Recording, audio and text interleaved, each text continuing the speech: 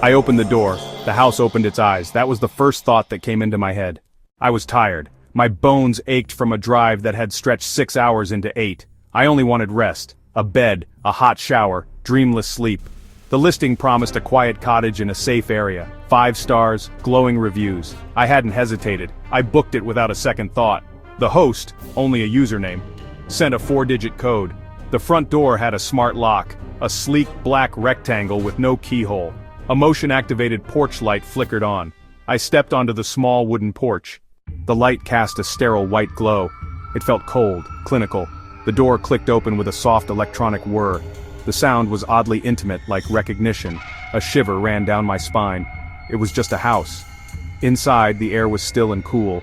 A faint, sharp scent of lemon cleaner lingered. My shoes made a hollow sound on polished wood.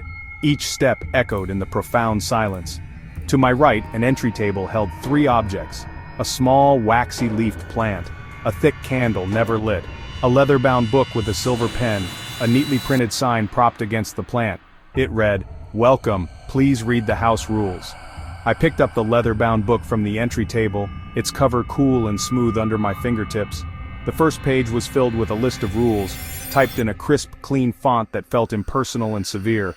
The first few were exactly what I expected. No parties, no shoes on the rugs, no unregistered visitors. But as my eyes scanned further down the list, the rules began to take a strange turn. They shifted from requests for tidiness to commands that felt unsettlingly specific, and a little bit wrong. The last 3 rules made me pause and read them a second time, then a third. 1. Do not move the chair in the hall. 2. Do not use the back door after dark. 3. Do not sleep in the blue room. I stared at the words, a small knot of confusion tightening in my stomach. Why would a host care if I moved a chair? Was the back door lock broken?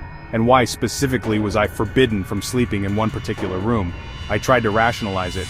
Perhaps the rules were just the eccentricities of a peculiar owner. My phone buzzed in my pocket, the vibration startlingly loud in the dead quiet of the house. It was from the host. The message read, "Everything okay?" The camera sensed the door open. "Make yourself at home." The word camera sent a cold prickle across my skin.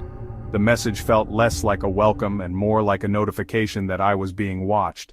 I forced a sense of calm and typed back a simple reply. "All good, thank you." I decided to explore, to shake off the unease that was beginning to settle over me.